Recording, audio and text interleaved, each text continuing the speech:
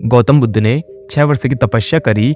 जो करने योग्य था वो सब करा, जो भी किया जा सकता था वो सब किया, कुछ भी नहीं छोड़ा। जिस गुरु ने जो भी बता दिया उसे समग्र मन भाव से किया। रत्ती भर भी अपने आप को नहीं बचाया।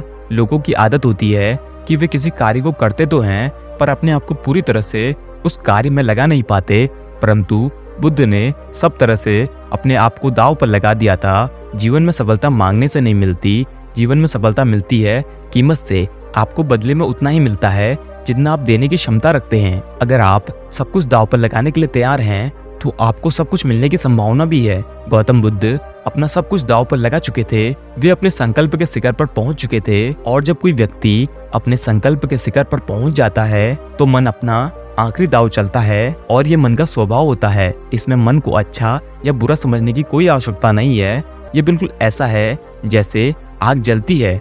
हम आग को अच्छा या बुरा नहीं कहते, हम अग्नि का लाभ उठा सकते हैं और उससे विनाश भी कर सकते हैं। गौतम बुद्ध अपने संकल्प के शिखर पर थे तो मन अपने आखिरी हमले करता है। जिस मन के साथ बुद्ध वर्षों तक रहे वह मन इतनी आसानी से बुद्ध को कैसे छोड़ सकता था। गौतम बुद्ध अपने संकल्प के शिखर पर पहुंच चुके थे। वे आत्मज्ञान से थोड़ी ही दूर थे। उस समय उनका मन बुद्ध पर हमला करता है, बुद्ध को डराता है। बुद्ध उस वृक्ष के नीचे बैठे हुए हैं, बुद्ध की आंखें बंद हैं, लेकिन बुद्ध को ऐसा लगता है कि सामने से एक व्यक्ति आ रहा है जो कि उन्हें मारना चाहता है। पहले तो वो अकेला आता है, पर उसके बाद वो अपनी पूरी सेना लाता है जो सभी बुद्ध पर हमला करने के लिए तैयार थे। सबके हाथों में हथियार थे और सभी के चेहरे बहुत डरावने थे।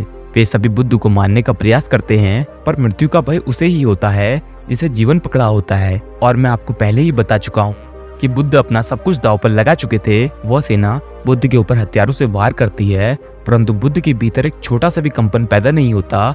वे पूरी तरह से स्थिर बैठे होते हैं। जब वह मृत्यु के भय से बुद्ध को नहीं डरा पाता तब वो अपनी दूसरी चाल चलता है जो उसकी सबसे शक्तिशाली चाल है। गौतम बुद्ध के भीतर काम वासना को जगाने के लिए अपनी 3 कन्याओं को भेजता है। यहाँ पर समझने वाली बात यह है, पहले उसने हमला किया, उसके बाद उसने अपने 3 पुत्रियों को भेजा। पहले जब वो बुद्ध को डराता है, जब डर से बात नहीं बनती तो वो लालच में फंसाता है।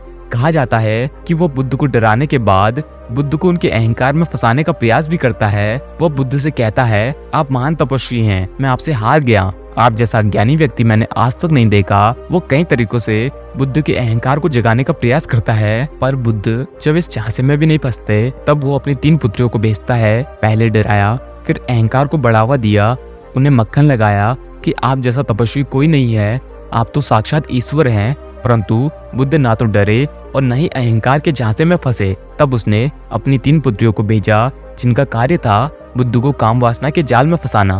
कोई स्त्री बुद्ध के लिए मदिरा लेकर आई, कोई स्त्री बुद्ध के लिए नाचने लगी। वो तीनों स्त्री बुद्ध के आसपास घूमने लगी। कोई बुद्ध को छुए, कोई बुद्ध को छेड़े, परंतु बुद्ध जानते थे ये सब उनके भीतर हो रहा है, इसका वास्तविकता से कोई संबंध नहीं।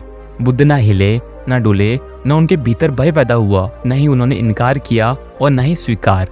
वे बस साक्षी भाव के साथ बैठे रहे, जो हो रहा था उसे देखते रहे। यही सूत्र है। ध्यान में इसी तरह से बैठा जाता है, ना भय, ना चिंता, ना डर, ना क्रोध, ना अहंकार। बुद्ध पूरी तरह से जागरूक होकर बैठे थे, पूरी तरह से साक्षी होकर बैठे थे। वे तीनों कन्याएं अपने प्रयास में लगी हुई थी। कोई कन्या बुद्ध के शरीर पर हाथ फेरती तो कोई उसके आसपास घूमती, कोई उनके लिए मदिरा लाती। परंतु बुद्ध इतना सब कुछ होते हुए भी पूरी तरह से जागरूक थे। तीनों अप्सराएं थी, इतना सुंदर रूप कि कोई भी देखकर मोहित हो जाए, परंतु बुद्ध पूरी तरह से जागरूक थे। कहा जाता है कि बुद्ध ना तो मोह में, ना क्रोध में और ना ही अहंकार में फंसे। एक संसारी को फंसाता है मोह और एक सन्यासी को फंसाता है क्रोध और अहंकार। बुद्ध ना तो मोह के जाल में फंसे थे, ना क्रोध जाल में फंसे थे, ना डर के जाल में फंसे थे और न ही अहंकार के जाल में फंसे थे। गौतम बुद्ध की उस क्षण में कोई अपेक्षा नहीं थी। ये भी अपेक्षा नहीं थी कि वे स्त्रियां उस समय उनके पास नहीं होनी चाहिए। ये एक बहुत बड़ा सूत्र है। जीवन में हम कभी कभी उन चीजों का विरोध करते हैं जो हमारे जीवन में होती है और जिन्हें हटाने का हमारे पास कोई तरीका नहीं होता, और हम उन चीजों के कारण रोते रहते हैं। बुद्ध ने एक बार भी शिकायत नहीं करी कि मैंने इतने दिन ध्यान करा और यह व्यक्ति मुझसे युद्ध करने क्यों आ रहा है, ये सुंदर स्त्रियां मेरे मन को मोहित करने क्यों आ रही है। बुद्ध बस एकाग्र और शांत बैठे हुए थे। सूत्र यही है कि जो व्यक्ति शिकायतें करता है उसे अपने जीवन में असफलता का सामना जरूर करना पड़ता है। बुद्ध ना तो डरे, ना ही क्रोधित हुए और ना ही मोहित हुए। बुद्ध ने उन तीनों अप्सराओं से कहा, हटो पागलो, क्या व्यर्थ प्रयत्न करती हो। बुद्ध के इन शब्दों में करुणा थी, दया थी। बुद्ध देख रहे थे कि वे स्त्रियां परेशान हो रही हैं, इसलिए बुद्ध कहते हैं, हटो पागलो, कि व्यर्थ का प्रयत्न क्यों कर रही हो और परेशान हो रही हो। यह हड्डी मांस मज्जा सब सूख गई है। तुम किसके लिए प्रयत्न कर रही हो? तुम किसको रिझाना चाहती हो? जिसे तुम रिझा सकती हो वो तो जा चुका है। तुम जो कर रही हो, जो तुम कर रही हो, वह करने के लिए तुम पूरी तरह से स्वतंत्र हो। पर एक बात मैं तुमसे कह देना चाहता हूँ कि तुम्हारा हर प्रयास व्यर्थ साबित होगा, इसलिए परेशान मत हो। बुद्ध के करुणा भरे शब्दों को सुन वे तीनों स्त्रियां प्रकट हो जाती है। जहाँ करुणा होती है, जहाँ दया होती है, वहाँ काम वासना नहीं हो सकती। ये घटना उसी रात की होती है जिस रात बुद्ध को आत्मज्ञान प्राप्त होता है। ध्यान का सबसे बड़ा सूत्र यही है कि साक्षी भाव की डोर को पकड़े रहना और निरंतर प्रयास करते रहना। एक बार और समझिए, बुद्ध का जो आचरण था वो उन्होंने जबरदस्ती नहीं बनाया था। अगर आप जबरदस्ती ध्यान में बैठे और यह समझे कि मुझे ध्यान हो गया है, मैं सिद्ध पुरुष हो गया हूँ, तो छोटा सा विचार भी आपको हिला सकता है। छोटा सा विचार भी आपके भीतर उथल पुथल मचा सकता है। लेकिन बुद्ध के भीतर ईमानदारी थी। वे जो भी थे वे उस बात को जानते थे, इसलिए वे पूरी तरह से स्थिर थे, शांत थे और एकाग्र थे।